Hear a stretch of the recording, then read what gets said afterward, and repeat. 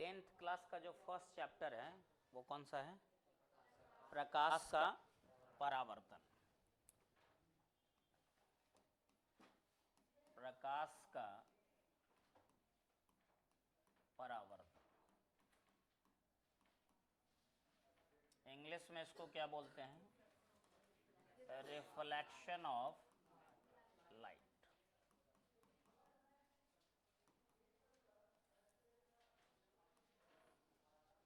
ये chapter 10th में भी मिलता है और 12th में भी मिलता है, ठीक है। जो यहाँ पे हम लोग पढ़ते हैं 10th क्लास में, यही 40% रिपीट होता है किसमें? 12th में। मतलब यहाँ पे अगर हम इसको कमांड करके रखते हैं तो इसका बेनिफिट हमको 11th में तो नहीं मिलेगा, लेकिन किस क्लास में मिलेगा?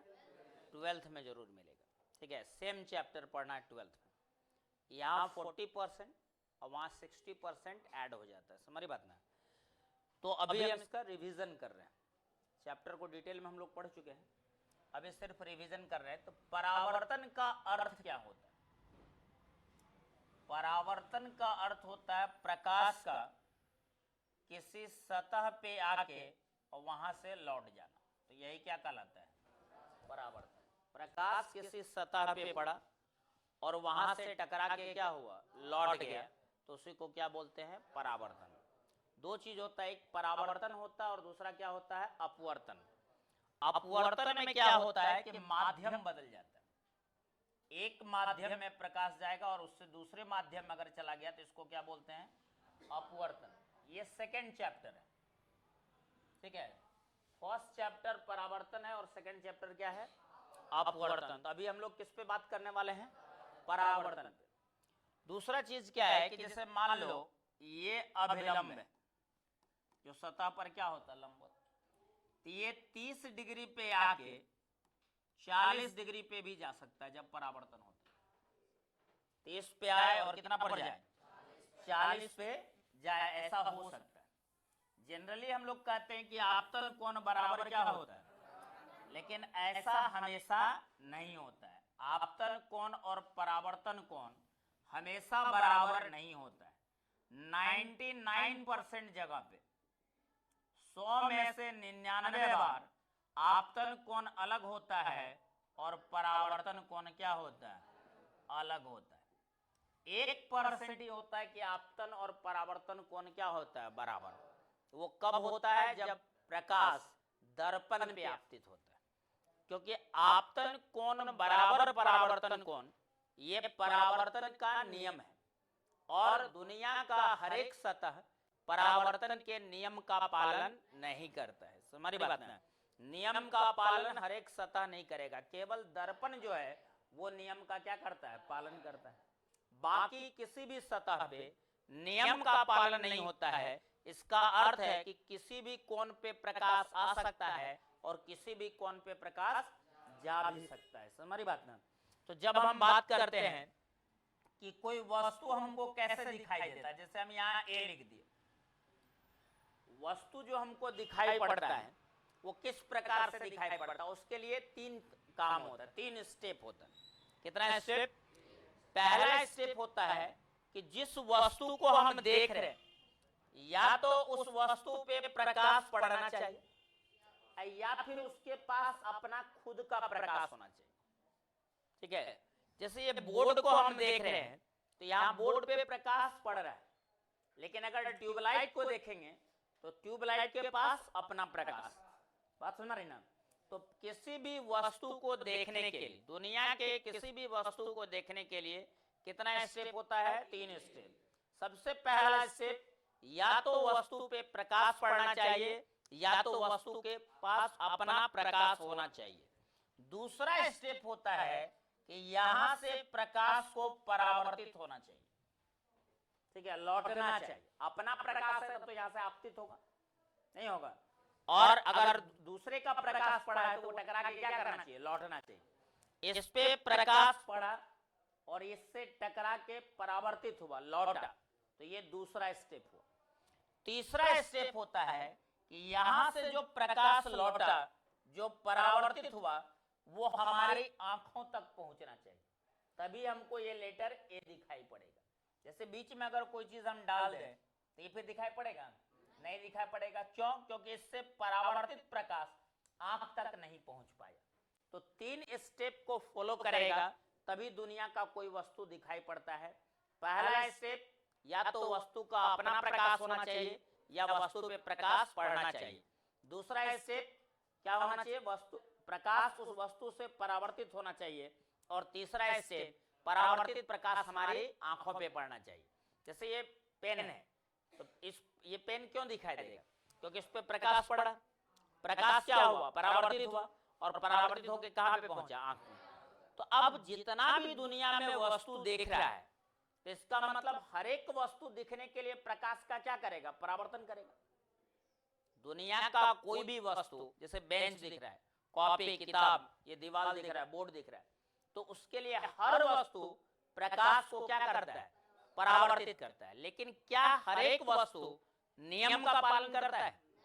तो नियम का पालन केवल कौन करता है? दर्पण करता है, मिरर करता है। तो इसलिए कहते हैं क्योंकि हर वस्तु नियम का पालन नहीं करता है, इसलिए हर एक जगह पे आपतन कोण परावर्तन कोण के बराबर हो ऐसा कोई जरूरी नहीं है। हमारी बात ना, आपतन कोण और परावर्तन कोण अलग अलग भी हो सकता है, कोई दिक्कत है इसमें? अब आते हैं कि नियम क्या है। परावर्तन का जो नियम है, प्रकाश के परावर्तन का नियम, वो क्या होता है? प्रकाश के परावर्तन का नियम। कितना नियम है परावर्तन का? 2 नियम। पहले ये दर्पण है, क्योंकि नियम का पालन जो करता है वही क्या कहलाता है? दर्पण। एक ये लिए,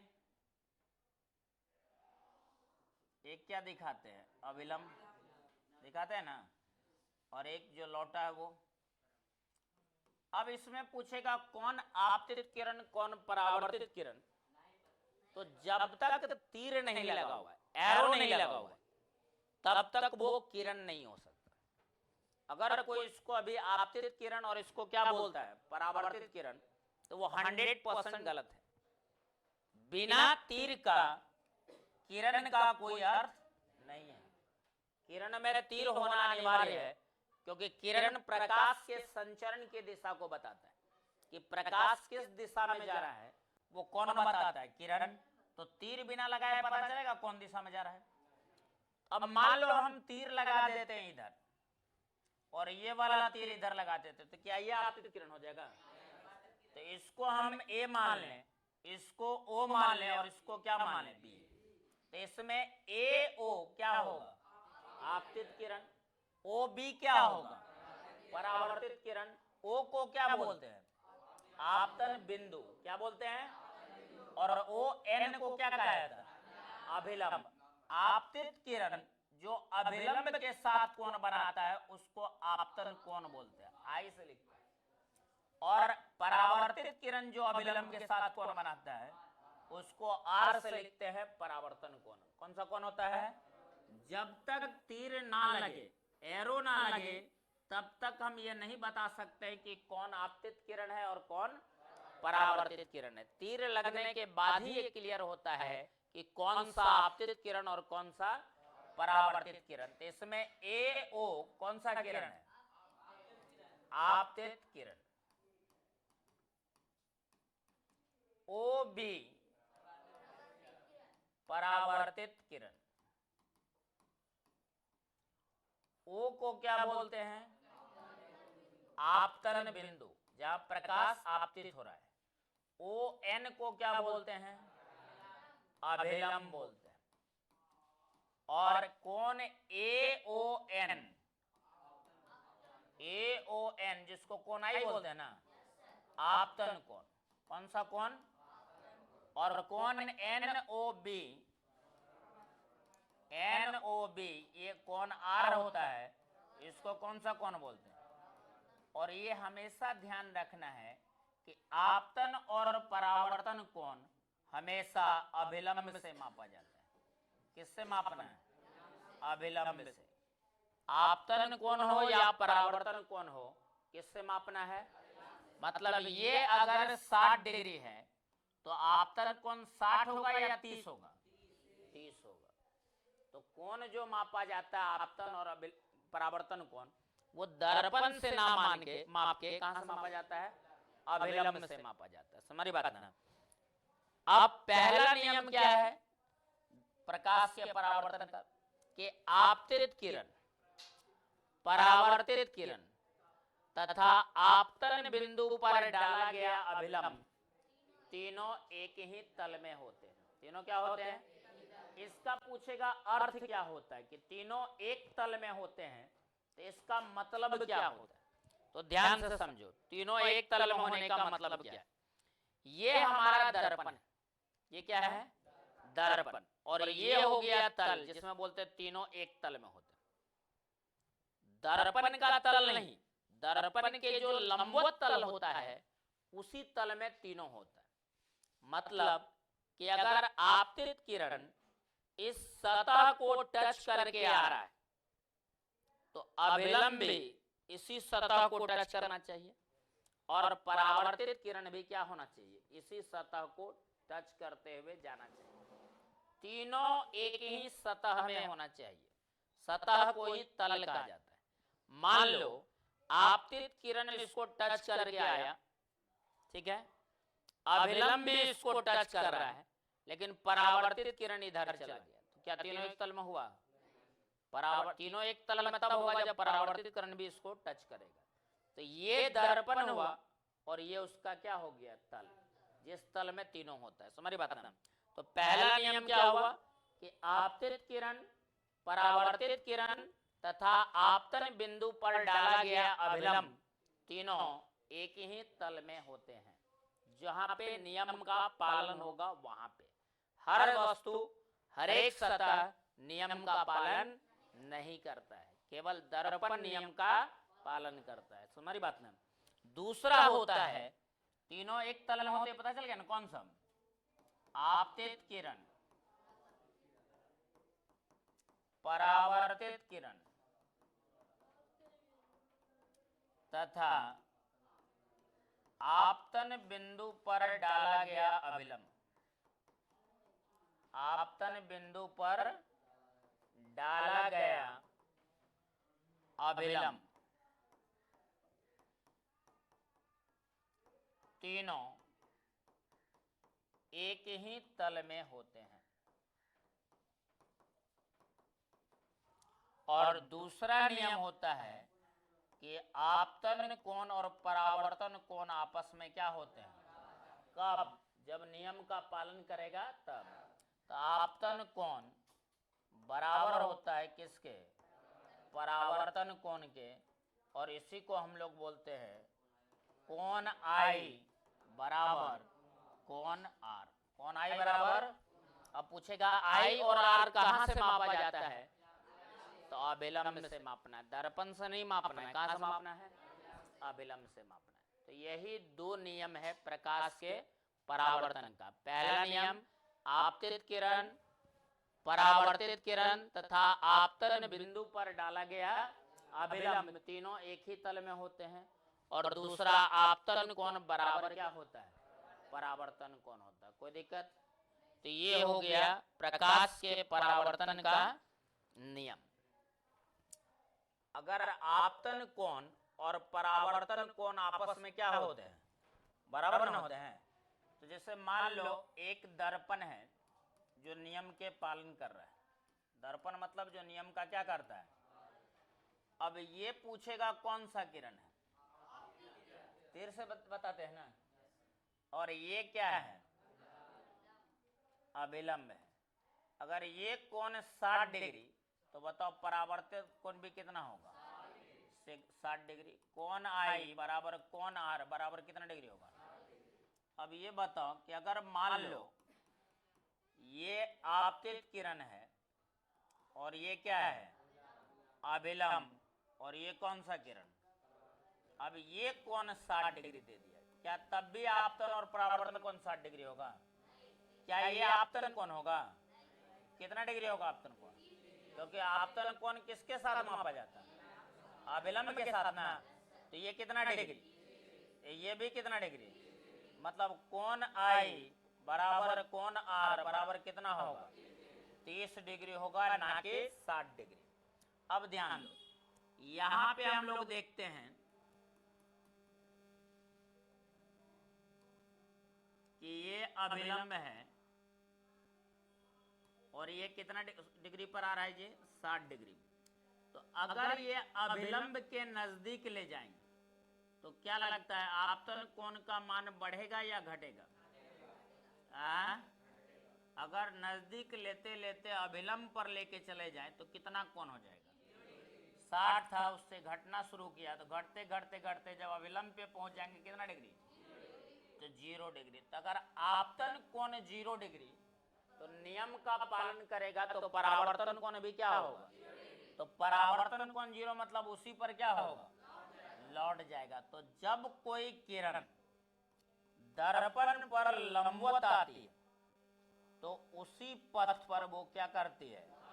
लौट जाती है, क्योंकि आपतन कोण और परावर्तन कोण दोनों का मान कितना डिग्री हो जाता है? 0 डिग्री। तो लंबवत किरण जो है वो जिस रास्ते पर आती है उसी रास्ते पर क्या होती है? लौट जाती है, क्योंकि आपतन कोण और परावर्तन कोण दोनों का मान कितना डिग्री होता है? 0 डिग्री होता है। कोई दिक्कत इसमें? तो परावर्तन का नियम समझ में आया। उसके बाद आता है कि दर्पण क्या होता है। क्या पढ़ना हम लोगों को? दर्पण, मिरर। तो दर्पण का अर्थ होता है, पहले ये बताओ कि दर्पण पारदर्शक होता है या अपारदर्शक? इसको प्रकाश पार कर जाता है या पार नहीं कर पाता है? तो अपारदर्शक पदार्थ है, ठीक है। पारदर्शक पदार्थ दर्पण नहीं होता। कैसा पदार्थ होता है? एक तरफ रंगीन होता है, रंगा हुआ होता है ना, और एक तरफ से प्रतिबिंब दिखाई पड़ता है। तो घर में जो दर्पण होता है वो कौन सा दर्पण है? समतल दर्पण। तो उसके दोनों तरफ से चेहरा दिखता है या एक तरफ से चेहरा? तो जिधर से चेहरा दिख रहा है आपको वही सतह नियम का पालन कर रहा है, और उसको बोलते हैं परावर्तक सतह। क्या बोलते हैं? जैसे अगर ये दर्पण है और एक ये रंगाया हुआ है एक तरफ, ताकि प्रकाश इसको पार ना करे बल्कि इस पर पड़े तो इससे क्या हो जाए? लौट जाए। समझ हमारी बात ना? तो नियम का पालन कौन किया? ऊपर वाला या नीचे वाला? प्रतिबिंब किधर से दिखाएगा? ऊपर से या नीचे से? तो जो सतह नियम का पालन करता है उसको परावर्तक सतह बोलते हैं। क्या बोलते हैं? परावर्तक सतह।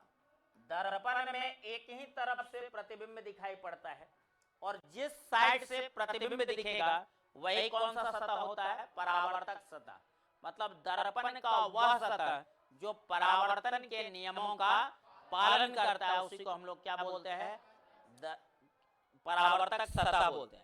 और जो वस्तु परावर्तन के नियम का पालन कर रहा है उसी को क्या बोलेंगे? दर्पण।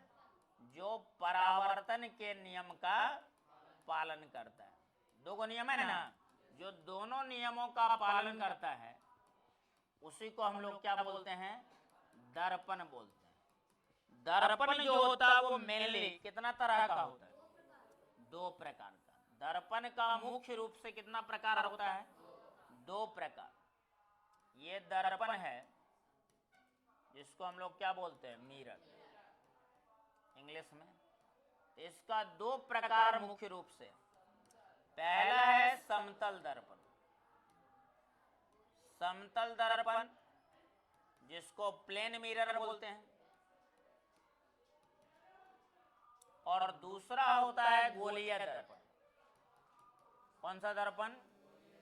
गोलीय दर्पण, जिसको स्फेरिकल मिरर बोलते हैं। Spherical mirror. एक समतल दर्पण है और दूसरा क्या है? जिस दर्पण का परावर्तक सतह मतलब जो नियम का पालन करता है वो समतल हो। परावर्तक सतह कैसा हो? समतल। समतल समझते हो ना? बराबर हो तो उसको बोलते हैं कौन सा दर्पण? समतल दर्पण। गोलीय दर्पण जो होता है वो एक गोला का टुकड़ा होता है। किसका टुकड़ा होता है? गोला का टुकड़ा से बनता। मान लो एक कांच का गोला और उसका एक टुकड़ा काट लो। ऐसा समझो प्लास्टिक का बॉल देखे हो। अगर हम प्लास्टिक के बॉल को एक भाग काट लें कहीं से भी, तो एक तरफ धंसा हुआ रहेगा और एक तरफ क्या रहेगा, उभरा रहेगा, नहीं रहेगा। अब प्लास्टिक के बॉल के जगह पर सोच लो कि हम कैसा बॉल ले लिए, कांच का बॉल। तो कांच के बॉल को भी काटेंगे तो एक तरफ क्या रहेगा, धंसा हुआ, और एक तरफ, अब इसको रंगाना है एक साइड को, तब ना दर्पण बनेगा। अगर बाहर वाला भाग को रंगा दिया जाए, उभरा हुआ भाग को, तो प्रतिबिंब किधर से दिखाई देगा, उभरा भाग से या धंसा हुआ भाग से? तो वही कहलाता है अवतल दर्पण। क्या कहलाता है?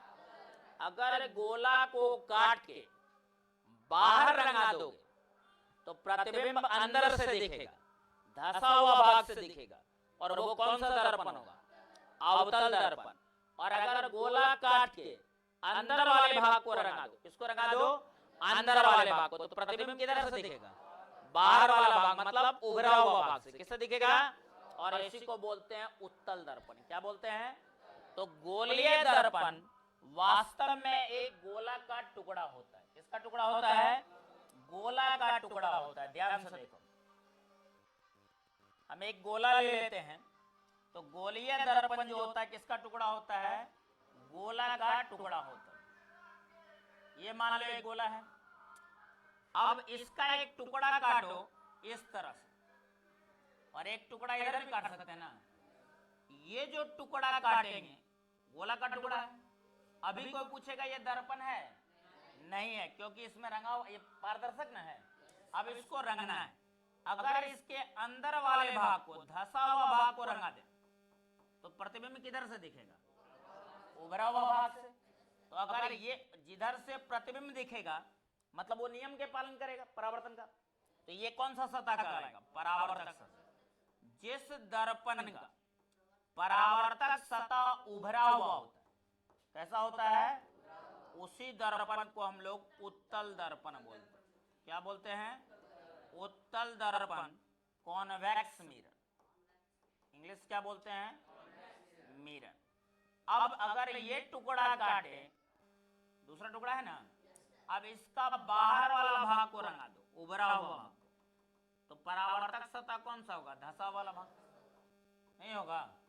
तो परावर्तक सतह अगर धंसा हुआ है, मतलब ये नियम का पालन कर रहा है, तो अंदर वाले भाग से प्रतिबिंब दिखेगा। तो ये कहलाता है अवतल दर्पण। क्या बोलते हैं इसको? अवतल दर्पण, मतलब कॉनकेव मिरर। क्या बोलते हैं इंग्लिश में? Concave mirror. तो गोलीय दर्पण एक खोखले गोले का भाग होता है, टुकड़ा होता है। भाग होने का मतलब टुकड़ा होता है जिसका एक भाग रंगीन होता है और एक भाग परावर्तक सतह, मतलब एक भाग नियम का पालन करेगा। अगर उभरा हुआ भाग रंगीन हो और धंसा हुआ भाग नियम का पालन करता हो, तो वो कौन सा दर्पण होगा? अवतल दर्पण। और अगर धंसा हुआ भाग रंगीन हो, उभरा हुआ भाग क्या हो? नियम का पालन करे, तो उसको कौन सा दर्पण बोलते हैं? उत्तल दर्पण। 10th क्लास के फिजिक्स में प्रकाश के परावर्तन चैप्टर जो है, पहला चैप्टर वही ना है, उसमें केवल और केवल यही 3 दर्पण के बारे में पढ़ना है। ये तीनों दर्पण को समझ जाओ, इसमें प्रतिबिंब बनाना सीख जाओ, कैसा प्रतिबिंब बनता है, तो इसका उसका गुण जान जाओ, तो प्रकाश का परावर्तन चैप्टर कंप्लीट हो जाएगा। समझ बात ना? प्रकाश का परावर्तन पढ़ने का अर्थ है कि 3 दर्पण का, 3 गो मिरर का अध्ययन करना है। पहला समतल दर्पण, दूसरा अवतल दर्पण और तीसरा उत्तल दर्पण। समझ बात ना? तीनों दर्पण को अगर आप समझ जाइए तो प्रकाश का परावर्तन कंप्लीट हो जाएगा। कोई दिक्कत? तो शुरुआत हम लोग किससे करेंगे? समतल दर्पण से। किससे शुरुआत करेंगे? फिर उसके बाद गोलीय दर्पण में जाएंगे। गोलीय दर्पण का कितना भाग? 2 भाग, एक अवतल और एक उत्तल। हमारी बात ना? तो स्टार्ट किससे लेना है? समतल दर्पण। तो सबसे पहला काम होता है कि अगर समतल दर्पण में प्रतिबिंब कैसे बनता है, प्लेन मिरर, प्रतिबिंब बनाने के लिए कम से कम कै गो किरण चाहिए? कम से कम, ठीक ना, मिनिमम। मिनिमम मतलब कम से कम 2 गो किरण चाहिए। 2 से कम किरण में कभी प्रतिबिंब, 2 से ज्यादा जितना ले सकते हो। अब कोई पूछेगा एक वस्तु से कै गो किरण निकलता है, एक वस्तु से टोटल कै गो किरण निकलता है, तो क्या बोलोगे? अनंत। लेना है उसमें कै गो? 2 गो। 2 किरण को लीजिए, किसी भी वस्तु से अनंत किरण निकलता है, इसलिए जो मर्जी वो किरण ले लो 2 गो। उसको दर्पण से नियम के अनुसार परावर्तित करो, क्योंकि दर्पण में नियम का पालन करेगा ना। तो आपतन कोण बराबर परावर्तन कोण। परावर्तन होने के बाद जिस बिंदु पर वो मिलेगा किरण, या लगता है कि मिल रहा है, वहीं क्या होगा? प्रतिबिंब बनेगा। क्या बनेगा? वस्तु से आने वाला कोई भी 2 किरण दर्पण से परावर्तन के बाद जिस बिंदु पर या तो मिलती है या मिलती हुई प्रतीत होती है, वहीं पर क्या बनता है? प्रतिबिंब। क्या बनता है? तो 2 किरण लेना है और एक वस्तु से कितना किरण निकलता है? अनंत किरण। तो आप अपने मर्जी से कोई भी 2 किरण ले सकते हैं। तो हम पहले समतल दर्पण में प्रतिबिंब बनाना सीखते हैं। तो अब ध्यान दो, एग्जैक्ट अगर डायग्राम बनाना है तो आपको लाइन स्ट्रेट खींचना पड़ेगा, सीधा लाइन खींचना पड़ेगा। समझ हमारी बात ना? तो हम क्या करते हैं कि एक दर्पण ये ले लिए। क्या ले लिए? दर्पण। कौन सा दर्पण है ये? समतल दर्पण। यहां एक वस्तु है, वस्तु को ओ मान लेते हैं। ओ का मतलब हुआ ऑब्जेक्ट, और हिंदी में क्या बोलते हैं इसको? वस्तु। वो पूछेगा इससे कै गो किरण निकलेगा? अनंत किरण। प्रतिबिंब बनाने के लिए कै गो किरण चाहिए? 2 किरण चाहिए। प्रतिबिंब बनाने के लिए कितना किरण? सॉरी। तो पहला किरण हम इस तरह से लेते हैं, किधर भी ले सकते हैं। समझ हमारी बात ना? ध्यान क्या रखना है कि जो पहला किरण लिए तो तुरंत परावर्तित किरण नहीं दिखाना है। ये कौन सा किरण होगा? तीर लगा दिए तो आपतित किरण।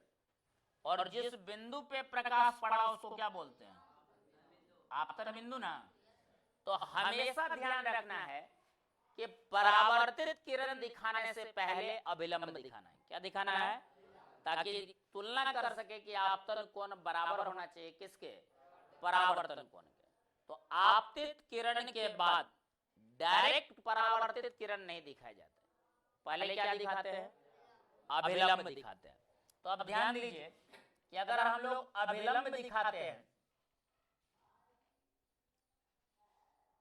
अभिलंब क्या होता है? लंबवत ना होता दर्पण पे। ये हो गया हमारा अभिलंब। क्या हो गया जी? अभिलंब n। ये पहला किरण लिया हम लोग, और ये हो गया तुम्हारा आपतन कोण, मान लो θ1 भी लिख सकते हैं। क्या लिख लिए? अब आपतन कोण पता है और ये दर्पण है तो नियम का पालन करेगा ना। तो जितना कोण पे आया है उतना ही कोण पर ये क्या हो जाएगा? लौटेगा ना। तो आपतन कोण बराबर क्या होता है? परावर्तन कोण होता है। आपतन कोण बराबर, देखो कोण बराबर है कि और नीचे ले जाएं? सही है, बोलो सही है ना। तो यहाँ पे ये हो गया कौन सा किरण? परावर्तित किरण। कौन सा किरण? तो ये θ1 पे आया और θ1 पे ही क्या होगा? जाएगा। कोई दिक्कत? तो ये पहला किरण लिए। कम से कम कै गो चाहिए? क्या अभी प्रतिबिंब बनेगा? नहीं बनेगा। 2 किरण चाहिए। अभी हम कितना किरण लिए हैं? 1 किरण, और उसको नियम के अनुसार क्या करा दिए? परावर्तित। अब हम दूसरा किरण लेने जा रहे हैं। अगर दूसरा किरण हम लोग लेते हैं,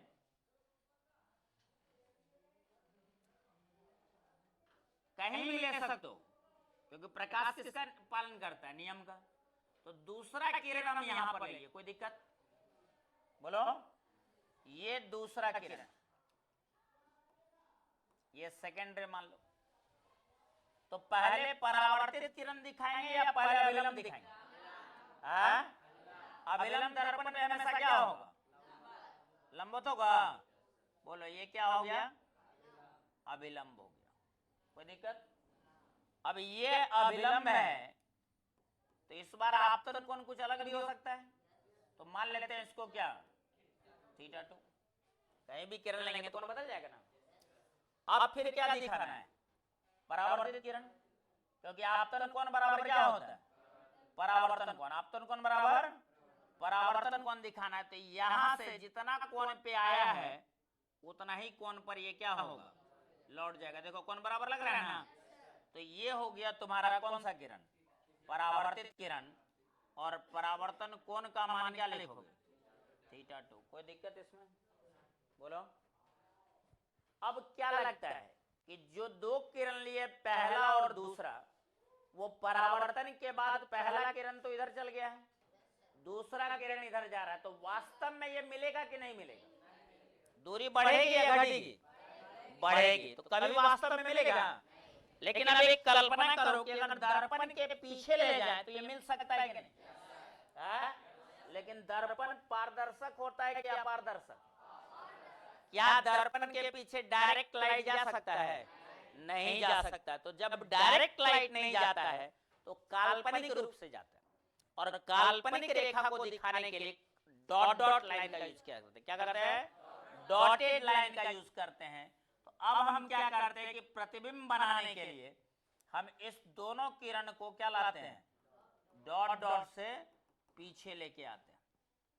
और पीछे लेके आएंगे तो जहां पे ये मिल जाएगा वहीं पर क्या बनेगा? प्रतिबिंब। आई मतलब इमेज, और इमेज का मतलब प्रतिबिंब। तो वस्तु यहां पे था, उसका प्रतिबिंब कहां बना? दर्पण के पीछे। कोई पूछेगा वास्तविक प्रतिबिंब बना या काल्पनिक बना? वास्तव में प्रकाश मिला है तो कल्पना किया गया, इसका मतलब कौन सा प्रतिबिंब बना? काल्पनिक प्रतिबिंब बना। तो ये वस्तु है और ये क्या है? प्रतिबिंब। कोई पूछेगा दो किरण तो ले लिए, तीसरा किरण ले सकते कि नहीं हम? बोलो। अनंत किरण निकलता है एक वस्तु से, तो तीसरा किरण भी हम ले सकते हैं। देखो ध्यान से, अगर हम तीसरा किरण लेते हैं कि मान लो हम इसमें तीसरा किरण ले लिए, ये वाला कलर चेंज कर देते हैं, अभिलंब। अभिलंब लेंगे तो इसमें क्या खासियत है इस किरण में कि अगर किरण लंबवत आती है तो आपतन कोण का मान क्या होगा? अब परावर्तन कोण का मान। तो मतलब ना तो इसमें अभिलंब दिखाने का झंझट है और ना ही आपतन और परावर्तन कोण, क्योंकि जिस रास्ता पे आएगा उसी रास्ता पे क्या होगा? नहीं, आपतन कोण और परावर्तन कोण दोनों का मान कितना हो जाएगा? 0। इसको आप पीछे ले जाएंगे ना, तो इसको भी पीछे ले जाओगे तो देखो प्रतिबिंब कहां बनेगा? वही बना। बोलो। तो सबसे इंपॉर्टेंट चीज कि बहुत सारा स्टूडेंट ये रट जाता है कि प्रतिबिंब बनाने के लिए एक किरण लंबवत लेना अनिवार्य। कोई जरूरी नहीं, बिना लंबवत किरण लिए भी हम प्रतिबिंब बना लिए थे कि नहीं? बोलो। तो लंबवत किरण लेना अनिवार्य नहीं है, लंबवत किरण लेना एक सुविधा है। समझ मारी बात ना? आसान पड़ता है, इसीलिए हम दो में से एक किरण क्या लेते हैं? लंबवत लेते हैं। क्योंकि लंबवत लेने से आपको अभिलंब दिखाना नहीं पड़ता है और आपतन और परावर्तन कोण दिखाने की जरूरत नहीं होती है। 0 डिग्री पे आता है और 0 डिग्री पर ही क्या होता है? लौट जाता है। इसीलिए समतल दर्पण में प्रतिबिंब बनाने के लिए दो में से प्रायः एक किरण क्या लिया जाता है? लंबवत। लेकिन कोई पूछे क्या लंबवत किरण लेना अनिवार्य है, तो क्या बोलेंगे? अनिवार्य नहीं है, बस एक सुविधा है। आसान पड़ता है प्रतिबिंब बनाना और कोई बात नहीं है।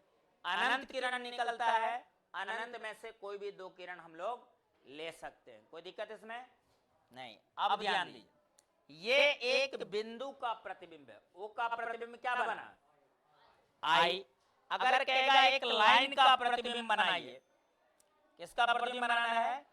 एक रेखा का प्रतिबिंब बनाना है। ये समतल दर्पण है। कौन सा दर्पण है? समतल दर्पण। अब एक लाइन का प्रतिबिंब अगर हमको बनाना है रेखा का, तो हम यहां एक लाइन ले लिए, लाइन का नाम दे दिए हम ए और बी। कहेगा इसका प्रतिबिंब बनाना है। अगर आप एक बिंदु का प्रतिबिंब बनाना जानते हैं तो एक रेखा का प्रतिबिंब बनाने का अर्थ होता है दो बिंदु का प्रतिबिंब बनाना। कितना बिंदु का? किसका किसका? ए का प्रतिबिंब और बी का प्रतिबिंब। जब हम एक बिंदु का प्रतिबिंब बना सकते हैं तो दो बिंदु का प्रतिबिंब बना सकते हैं कि नहीं? बोलो। तो दो बिंदु का प्रतिबिंब बना लो, मतलब रेखा का प्रतिबिंब बन गया। अब ए का प्रतिबिंब बनाने के लिए कितने किरण चाहिए? अगर ए का प्रतिबिंब बनाना है तो कितने किरण चाहिए? दो किरण चाहिए। एक किरण तो अब हम सुविधा के अनुसार कौन सा ले लेंगे? लंबवत लेंगे जी। एक किरण कैसा ले लिए? लंबवत ले लिए। तो इसमें जितना डिग्री पर आएगा उतना डिग्री पर लौट जाता है ना, तो सेम पाथ पर लौटेगा। बोलो। दूसरा किरण कैसे लेंगे? कि यहां से मान लो इस तरह से लिए, ठीक है। दूसरा किरण ये लेंगे तो पहले क्या दिखाना पड़ेगा? ये दूसरा किरण है ना, तो पहले अभिलंब दिखाएंगे हम लोग। पहले क्या दिखाएंगे? अभिलंब दिखाएंगे। तो ये क्या हो गया आपका? अभिलंब। बताए थे कि परावर्तित किरण दिखाने से पहले क्या दिखाना पड़ता है? आपतन कोण θ1। तो परावर्तित किरण में कितना होगा? θ1 होगा। तो इस तरह से ये लौट जाएगा। समझ में आ रहा है तुम लोगों को? ये कौन सा किरण हुआ? और कोण कितना होगा? θ1। जितना कोण पे आया है उतना ही कोण पे क्या होगा? जाएगा। तो एक का प्रतिबिंब बना सकते कि नहीं? अब हम दोनों को क्या करना है? पीछे लेके जाना है। कैसे? डार्क लाइन से कि डॉटेड लाइन से? डॉट लाइन से पीछे ले जाना है, क्योंकि दर्पण जो होता है वो अपारदर्शक होता है और अपारदर्शक में कभी प्रकाश पीछे नहीं जाएगा। और ये प्रतिबिंब बन गया ए डैश। ए का प्रतिबिंब क्या बन गया? ए डैश। अब किसका प्रतिबिंब बनाना है? बी का। सेम तरीका से बना सकते हैं। तो अगर हमको बी का प्रतिबिंब बनाना है तो फिर एक किरण कैसा लोगे? लंबवत। कोई दिक्कत? ले सकते हैं लंबवत किरण। अब ये जिस पथ पे आएगा उसी पथ पे क्या होगा? लौट जाएगा। दूसरा किरण कैसा लेंगे? कोण पर ना। तो ये हम दूसरा किरण एक कोण पर ले लिए। दो किरण चाहिए ना। अब यहाँ पहले क्या डालोगे? अभिलंब। परावर्तित किरण दिखाने से पहले क्या दिखाना पड़ता है? अभिलंब दिखाना पड़ता है। ये अभिलंब है। इस अभिलंब को क्या मान लेंगे हम लोग?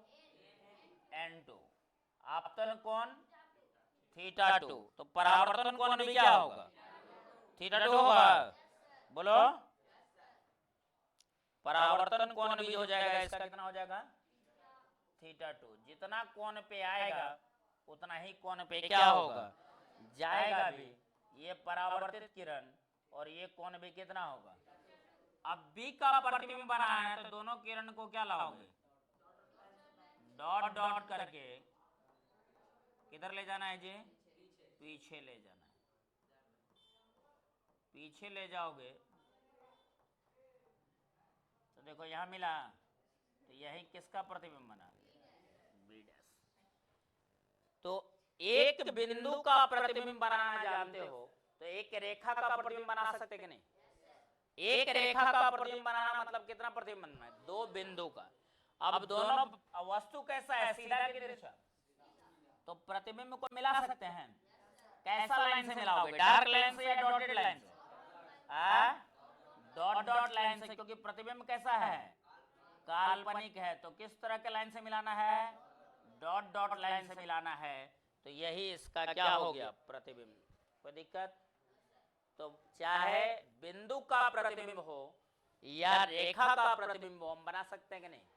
तो प्रतिबिंब बनाने के लिए रटा नहीं जाता है, उसके लिए परावर्तन के नियम का पालन कराते हुए दो किरण को परावर्तित करना है, और परावर्तन के बाद जहां मिलेगा और या जहां मिलता हुआ प्रतीत होगा वही क्या बनेगा, प्रतिबिंब। कोई दिक्कत? तो ये हो गया आपका समतल दर्पण में क्या बनाने का तरीका, प्रतिबिंब बनाने का तरीका। सीधा वस्तु है तो प्रतिबिंब भी क्या बनता है, सीधा। अब हम आते हैं कि समतल दर्पण में, जो समझ में आ गया इसमें कोई कंफ्यूजन? तो समतल दर्पण में जो प्रतिबिंब बनता है उसकी प्रकृति क्या होती है, किस टाइप का प्रतिबिंब बनता है समतल दर्पण? तो ध्यान से देखो, समतल दर्पण में अगर पूछेगा किस टाइप का प्रतिबिंब बनेगा, तो पहले एक दर्पण लेते हैं हम लोग, ठीक है? कौन सा दर्पण ले रहे हैं? समतल दर्पण। पूछेगा इसमें बना हुआ प्रतिबिंब कैसा होता है, तो समतल दर्पण में ये मान लो आधार है जिस पर प्रतिबिंब हमको बनाना है। कोई दिक्कत? अब एक वस्तु लेते हैं,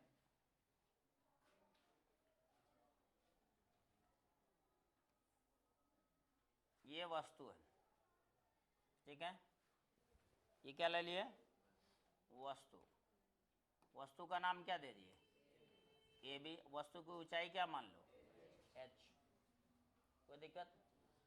अब इसका प्रतिबिंब बनाना है तो कितने किरण चाहिए? दो किरण चाहिए। कितना किरण चाहिए? दो किरण। पहला किरण हम क्या करते हैं कि सीधा लंबवत ले लेते हैं, दर्पण पे ले सकते हैं। दर्पण पे लंबवत लेंगे तो क्या बेनिफिट होगा? जिस पर जाएगा उसी पे लौट जाएगा। एक और किरण चाहिए, दो किरण चाहिए, तो इसका दूसरा किरण जो हम लेते हैं वो इस तरह से लेते हैं। यहां लेने से क्या फायदा होता है कि ये अभिलंब, यही हो गया, यही ब्लू वाला लाइन क्या हो जाएगा? अभिलंब। ये कौन सा किरण होगा? आपतित किरण। आपतन कोण कितना हो जाएगा? थीटा। तो परावर्तन कोण क्या हो जाएगा? थीटा होगा। तो यहाँ पे जो जितना डिग्री पर आया है उतना ही डिग्री पर क्या होगा? लौट जाएगा ना, थोड़ा ऊपर। चलो हो गया, बन गया। तो आपतन कोण बराबर क्या होता है? परावर्तन कोण। तीर लगाना अनिवार्य है, बिना तीर का किरण डिफाइंड नहीं होता है। हमारी बात ना, तीर नहीं लगाओगे तो पता ही नहीं चलेगा कौन आपतन कोण है और कौन परावर्तन कोण है। ध्यान से देखो, अब कहां जाके मिलेगा? दोनों किरण को पीछे ले जाएगा ना। कैसे ले जाएंगे? डॉट डॉट से। दोनों किरण को हमको क्या करना है? पीछे लेके जाना है। किस तरीका से? डॉट डॉट से लेके जाना है। तो डॉट डॉट से लेके जाओगे तो जहां पर मिलेगा वहीं क्या बनेगा? प्रतिबिंब। तो वस्तु सीधा है तो प्रतिबिंब सीधा बनेगा ना। कैसा प्रतिबिंब बनेगा सो बताओ? काल्पनिक के वास्तविक? दर्पण के पीछे हमेशा कैसा प्रतिबिंब बनता है? काल्पनिक या वास्तविक? अब इसका नाम क्या दे दिए? ए डैश बी डैश। कोई दिक्कत? दो समानांतर रेखाओं के बीच की दूरी समान ना होती है, तो ये भी कितना हो जाएगा? h। नहीं हो जाएगा? तो पहला गुण क्या होता है इसका? कहेगा प्रतिबिंब किस प्रकार का बनता है समतल दर्पण। तो पहला गुण है कि क्या वास्तविक बना या काल्पनिक? काल्पनिक प्रतिबिंब बनता है। कैसा प्रतिबिंब बनता है? काल्पनिक प्रतिबिंब। दूसरा, सीधा बना या उल्टा? घर में अगर जो दर्पण देखते हो वो कौन सा दर्पण होता है? तो उसमें पैर ऊपर और सिर नीचे नजर आता है कि पैर ऊपर जैसा है वैसे नजर आता है, उल्टा नजर आता है? मतलब सीधा या उल्टा? काल्पनिक है और कैसा बनता है? सीधा प्रतिबिंब बनता है। वस्तु से बड़ा बनता है कि छोटा? दो समानांतर रेखाओं के बीच की दूरी समान होती है, तो जितना बड़ा वस्तु उतना ही बड़ा क्या होगा? प्रतिबिंब। तो हम कह सकते हैं वस्तु के बराबर बनता है। वस्तु के बराबर। कैसा प्रतिबिंब बनता है? वस्तु के बराबर बनता है। और कहां बनता है? तो दर्पण के आगे अगर वस्तु है तो प्रतिबिंब कहां बन रहा है? दर्पण के पीछे बनता है। दर्पण के क्या बनता है? पीछे बनता है। तो काल्पनिक सीधा वस्तु के बराबर और दर्पण के पीछे। समतल दर्पण में बना प्रतिबिंब काल्पनिक होता है, सीधा होता है, वस्तु के बराबर होता है और दर्पण के क्या होता है, पीछे होता है। और एक और होता है गुण इसमें कि ये पार्श्विक रूप से उल्टा बनता है, पार्श्विक रूप से उल्टा बनता है। इसका मतलब क्या होता है, पार्श्विक रूप से उल्टा बनने का मतलब, घर में हम लोग का समतल दर्पण है ना, उस दर्पण के सामने आर लिख के ले जाना, या कोई भी लेटर आर लिख के ले जाओगे तो देखना उसमें आर ऐसा दिखेगा, दिखता है। इसी को हम लोग बोलते हैं पार्श्विक रूप से उल्टा बनता है। मतलब लेफ्ट हैंड राइट हैंड नजर आएगा और राइट हैंड लेफ्ट हैंड नजर आएगा, इसी को बोलते हैं पार्श्विक रूप से उल्टा। तो समतल दर्पण में बने प्रतिबिंब का गुण पूछेगा कि अब प्रकृति क्या होती है, तो 5 प्रकृति।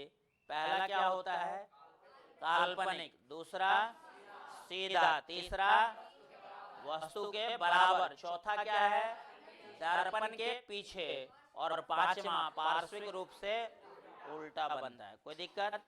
अब समतल दर्पण का कुछ पॉइंट होता है, ठीक है, लिखाया हुआ है, कुछ पॉइंट है, वो पॉइंट पर हम लोग नेक्स्ट क्लास में डिस्कस करेंगे। कोई दिक्कत? समझ में आया है?